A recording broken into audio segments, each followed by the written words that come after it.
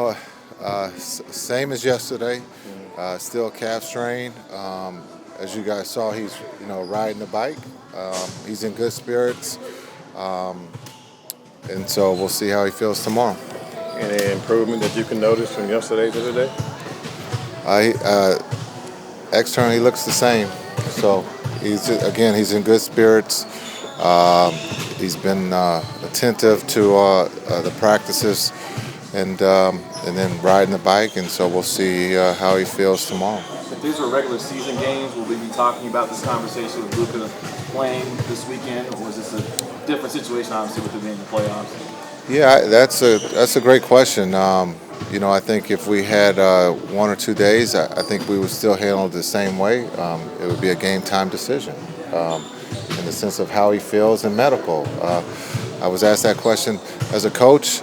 This is out of my pay grade. It doesn't fall in my lap if a player plays or doesn't play. That's up to the player and the medical staff. And I'm given the list of players who are in, and then we go. Do you feel like Max is progressing? He's great. He practiced today, and he's going to come talk to you guys. So he misses you guys, so you guys can ask him all the questions. He's really excited to be able to come see you guys here shortly. In your career playing and coaching, how do postseason series differ from regular season in terms of the strategy and the evolving nature of just playing a team that many times in a row? Yeah, I think you always try to correct your mistakes. You want to protect home, and so that's all we're focused on right now. As the series goes on, there's going to be different adjustments that teams will make. But you try to figure out first what your opponent's trying to do, and then you're trying to stop it. So Utah is a very talented team. Offensively, they're number one, and so we know we have our work cut out. I know when you lost to Utah at Utah on Christmas Day without Luka, what did you learn from that game when you go back and look at the film? That a lot of those players aren't on the team. Yeah. No, I mean we had Charlie Brown. There was that team that we had out there were guys who are not on the team, but we played hard on Christmas. We put ourselves in a position to win that game on the road. Unfortunately, we came up short. But there's always things you can learn from wins and losses, and I thought we learned a lot about ourselves on Christmas.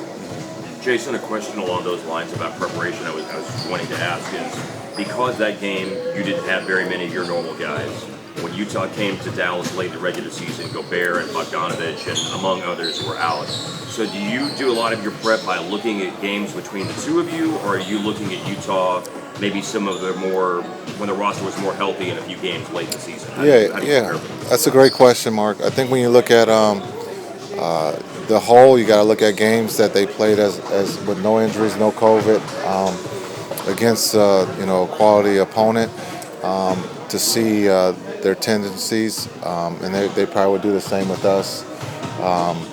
But I think when you look at understanding what they're trying to do, they're second, I think, in threes attempted at 40, and then you look at their percentage is high too. So we got threes. And keeping them off the free throw line and rebounding the ball are the three areas that we have to pay attention to if we want any chance of winning. Going into this season, would you have thought that you could have talked these guys into playing the kind of defense they're playing now? Did I think? Yeah. Yeah, well, I wouldn't have wasted my time, starting off that way.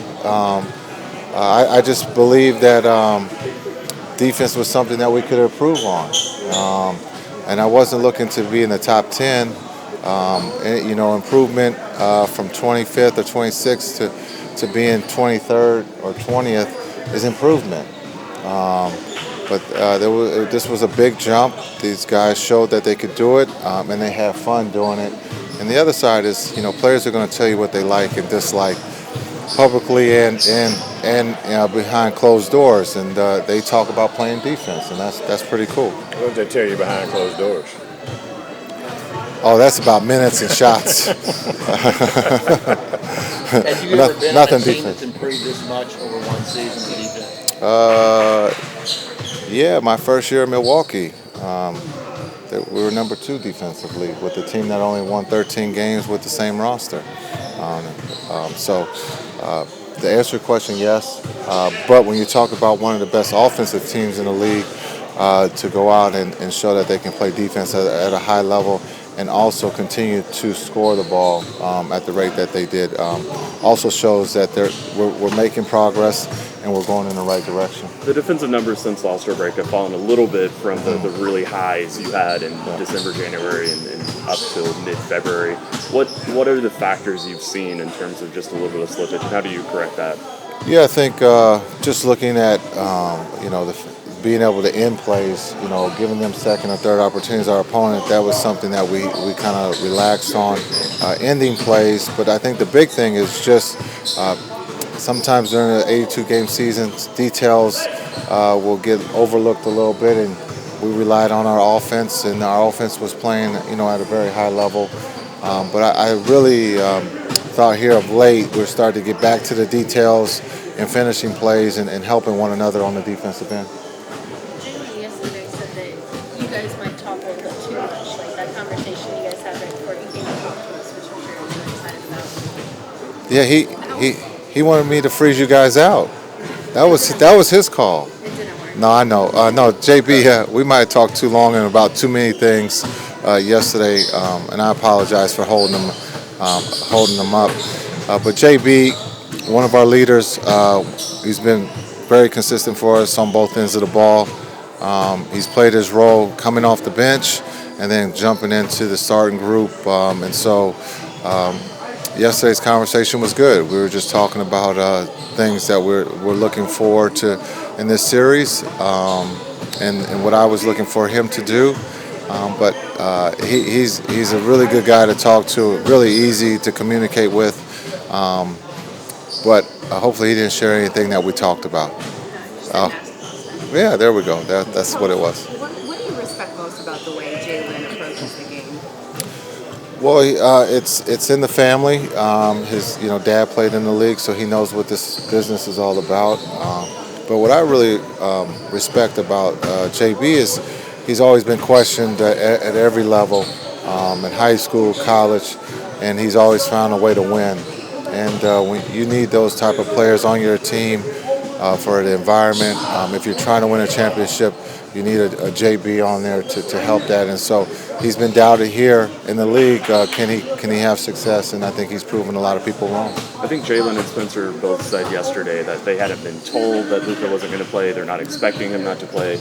Is it fair to say that, even if he is unavailable for the first game, that, it's not really something that they need to be told about, that they have an understanding and expectation of what to do if he's not out there? Yeah, they have a responsibility.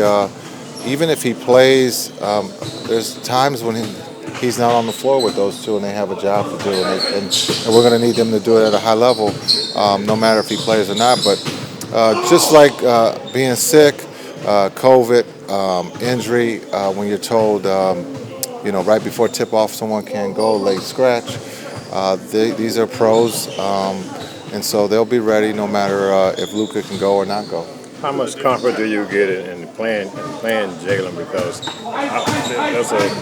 we could say that the NCAA Finals is much, much bigger than the first round of the NBA playoffs, can't we? Yeah, well, Jalen, and with the stage, he's not afraid. And so you can see his growth. We changed his role, so that just shows character that he can adapt. But again, he's somebody as a coach that gives you the comfort that he's going to make the right play.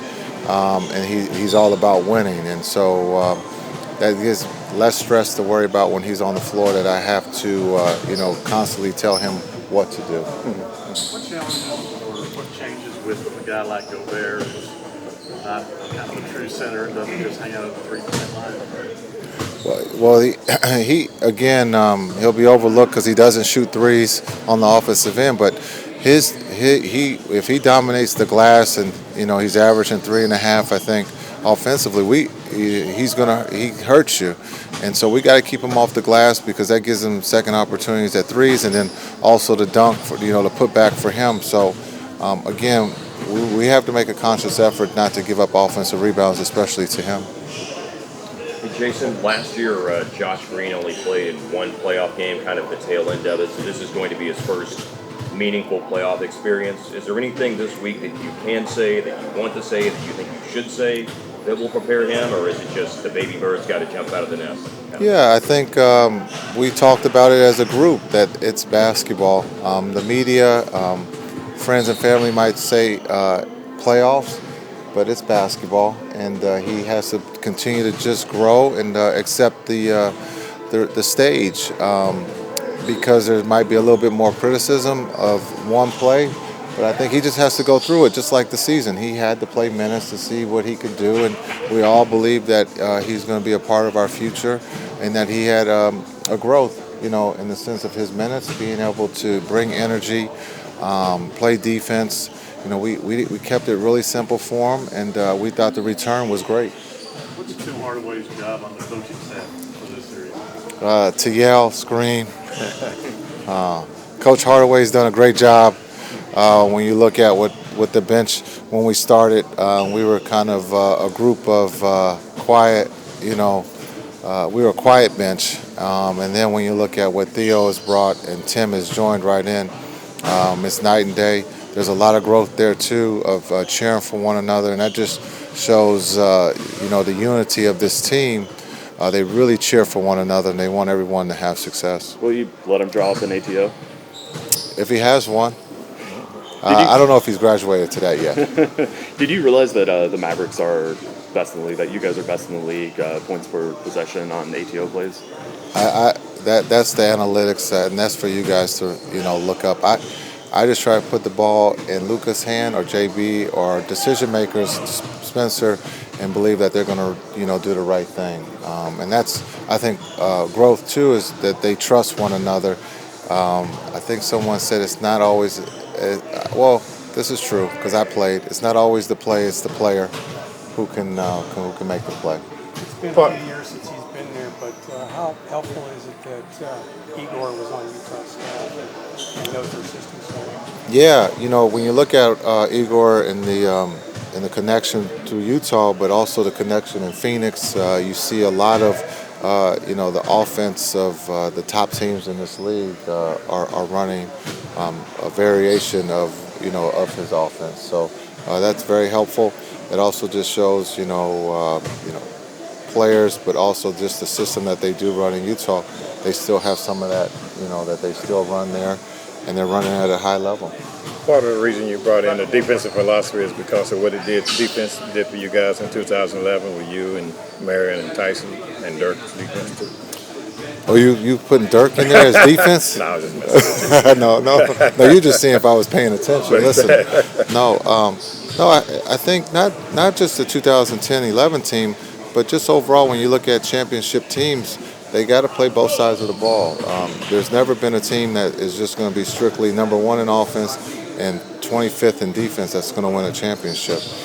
It just has never worked out, but maybe it does one time. But being able to play both sides of the ball, if the ball is not falling for you offensively, you have something to fall back on, and that's defense. And this group really believes that.